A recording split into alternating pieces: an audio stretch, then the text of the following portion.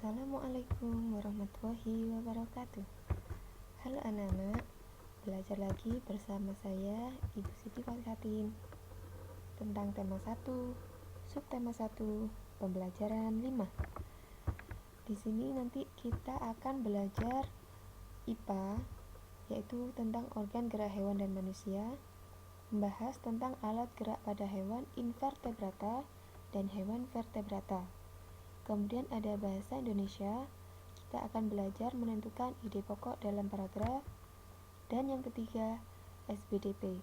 Kita akan belajar tentang gambar ilustrasi. Yang pertama, kita akan belajar materi IPA, alat gerak pada hewan invertebrata.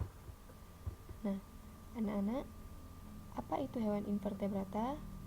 Tentunya sudah ada yang tahu apa belum? Ya, di sini hewan invertebrata adalah hewan yang tidak memiliki tulang belakang. Adapun hewan invertebrata digolongkan menjadi protozoa, porifera, ctenophora, vermes, arthropoda, molluska, dan coelenterata. Nah, untuk lebih lengkapnya, mari kita bahas satu persatu. Yang pertama, protozoa. Siapa yang tahu apa itu protozoa? Ini adalah contoh dari gambar protozoa. Ciri-ciri umum dari hewan protozoa ini yaitu hewan bersel tunggal, kemudian berinti sejati atau eukariotik dan tidak memiliki dinding sel, serta ukurannya antara 3 sampai 1000 mikron. Jadi ukurannya sangat kecil sekali, sehingga tidak bisa dilihat langsung dengan mata kita. Kemudian, protozoa ini merupakan organisme mikroskopis dan bersifat heterotrof. Habitatnya biasanya di tempat yang berair, yang kaya akan zat organik, baik di air tawar maupun di air asin. Hewan protozoa ini hidup bebas berenang di air, kemudian biasanya menempel pada suatu tempat. Bahkan ada yang parasit pada tanaman dan hewan maupun manusia sebagai simbion dan merugikan karena dapat menyebabkan penyakit. Akan tetapi beberapa ada yang menguntungkan dikarenakan ikut membantu menghancurkan atau membusukkan organisme yang telah mati. Kita bisa lihat bahwa protozoa ini di bagian tepi ini terdapat bulu-bulu kecil. Nah, ini yang disebut dengan bulu getar. Jadi, hewan protozoa ini salah satunya dia bisa bergerak menggunakan bulu getar ini. Kemudian ada juga yang bisa bergerak menggunakan kaki semu dan ada juga yang bergerak menggunakan bulu cambuk. Tapi di sini yang kita lihat ini adalah contoh protozoa yang bisa bergerak menggunakan bulu getar atau silia. Selanjutnya, porifera. Nah, dari gambar ini, anak-anak mungkin bisa mengetahui ini gambar apa? Ya, betul sekali. Ini adalah gambar terumbu karang. Jadi, porifera adalah hewan yang pada permukaan tubuhnya berpori. Contohnya pada terumbu karang ini. Nah, pori-pori di tubuhnya ini dihubungkan oleh saluran kecil menuju rongga yang dindingnya mempunyai rambut getar. Fungsi dari pori tersebut sebagai saluran keluar masuknya air yang mengandung bahan makanan ke dalam rongga tubuh. Nah, pada hewan porifera ini gerakannya sangat kecil dan bahkan dia tidak bergerak. Hidupnya bersifat menetap. Biasanya terdapat pada perairan jernih, dangkal, dan menempel pada suatu substrat. Anak-anak pasti sudah tidak asing kan dengan terumbu karang ini. Jika kita pergi ke pantai, kita pasti akan menjumpai terumbu karang ini. Nah, yang kita jumpai itu biasanya tinggal zat dapurnya, sedangkan untuk hewannya itu sudah mati. Jika masih hidup, maka dia akan tumbuh dan berkembang. Kemudian selanjutnya ada vermes. Apa itu vermes? Nah, dari gambar ini pasti anak-anak sudah bisa menebak. Ya, vermes itu atau disebut juga dengan cacing. Jadi dia bergerak dengan cara melakukan kontraksi otot-otot pada tubuhnya. Cacing jenisnya sangat banyak sekali, tapi yang biasa kita lihat itu adalah cacing tanah. Seperti ini contohnya. Kemudian ada antropoda. Antropoda itu hewan jenis apa ya? Nah, antropoda merupakan hewan yang bergerak menggunakan segmen atau ruas yang bersatu. Selain serangga, karena kelompok antropoda ini sangat banyak, di antaranya yaitu tungau, laba-laba, kalajengking, lipan, lobster, kepiting, udang, dan juga serangga. Jadi, semua hewan tersebut biasanya bergerak menggunakan segmen atau ruas yang bersatu, kecuali serangga.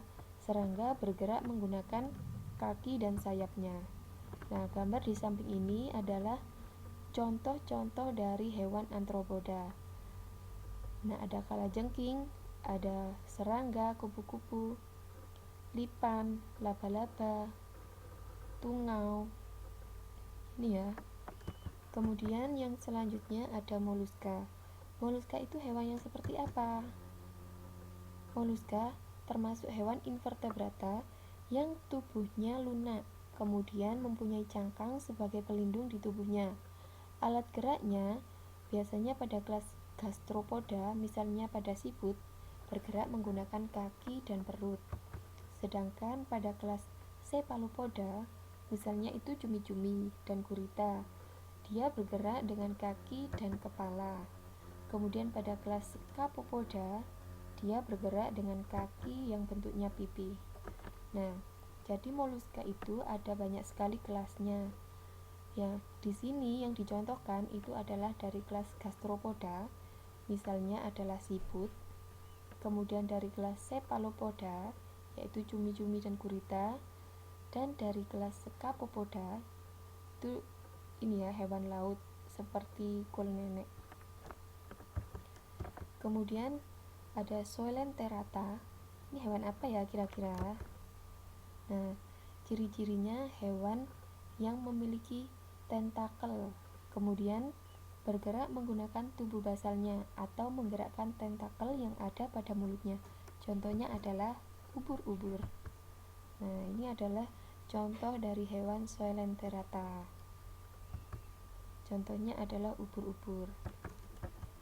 Selanjutnya, kita akan membahas tentang alat gerak pada hewan vertebrata. Kalau tadi hewan invertebrata, sekarang hewan vertebrata. Apa sih hewan vertebrata itu?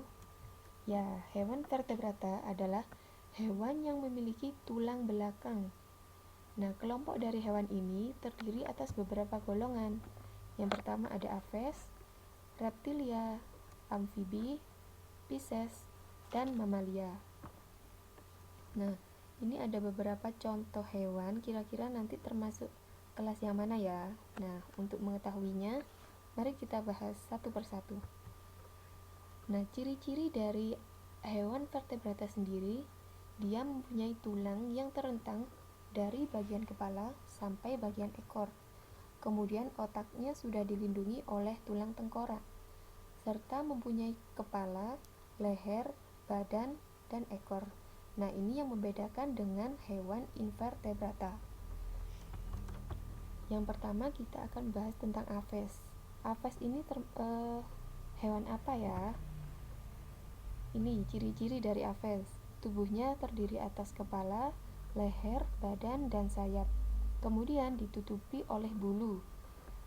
Lengan depannya mengalami modifikasi sebagai sayap yang umumnya digunakan untuk terbang. Kemudian alat gerak belakang digunakan untuk berjalan, bertengger, atau berenang.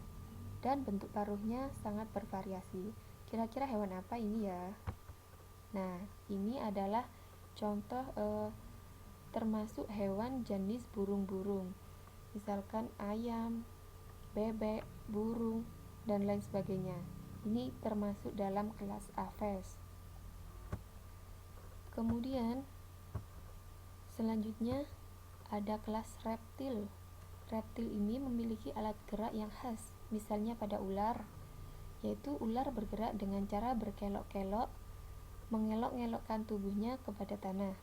Nah, ini gambar ini menunjukkan beberapa contoh jenis reptil, yaitu ada kura-kura, buaya, ular, iguana, dan bunglon. Kemudian selanjutnya ada amfibi. Amfibi adalah hewan yang memiliki kehidupan, bisa hidup di air dan bisa hidup di darat. Ciri-cirinya, dia memiliki 2 pasang tangan dan kaki yang digunakan untuk berjalan serta berenang. Kemudian ada ikan. Ikan ini termasuk dalam kelas Pisces. Habitatnya biasanya di air. Kemudian alat pernafasannya berupa insang, serta memiliki sirip untuk menentukan arah gerak di dalam air. Dan juga ikan ini memiliki gurat sisi untuk mengetahui tekanan air. Selanjutnya ada mamalia. Mamalia memiliki kerangka yang kuat dan kaki yang ramping, dan menjadikannya mampu melompat lebih banyak di udara saat berlari kencang. Nah, dari beberapa golongan tadi, kelas mamalia merupakan kelas yang memiliki bentuk tubuh yang paling sempurna. Nah, manusia termasuk ke dalam kelas mamalia ini. Nah, selanjutnya kita akan membahas bahasa Indonesia. Di sini kita akan belajar tentang ide pokok dalam paragraf. Nah, karena pada pertemuan sebelumnya kita sudah membahas tentang ide pokok, jadi tugas anak-anak di sini yaitu membaca LKS halaman 24, bacaan yang berjudul Cara Bintang Laut Bergerak. Tugasnya adalah menuliskan ide pokok pada setiap paragraf di buku tulis masing-masing. Ya, sudah jelas ya tugasnya. Jika sudah, sekarang kita melanjut ke SBDP. Di sini kita akan membahas corak gambar ilustrasi. Ada beberapa corak gambar ilustrasi. Yang pertama yaitu realis. Artinya, gambar yang dibuat sesuai dengan keadaan yang sebenarnya, baik proporsi maupun anatomi, dibuat sama menyerupai objek yang digambar. Nah, ini adalah salah satu contoh corak gambar ilustrasi realis. Jadi gambarnya benar-benar menirukan gambar aslinya tanpa diubah. Kemudian ada karikatur. Karikatur ini menampilkan berbagai karakter yang dilebih-lebihkan, unik, lucu, dan terkadang mengandung kritikan serta sindiran. Objeknya biasanya diambil dari tokoh manusia maupun hewan. Nah, ini contoh dari gambar karikatur.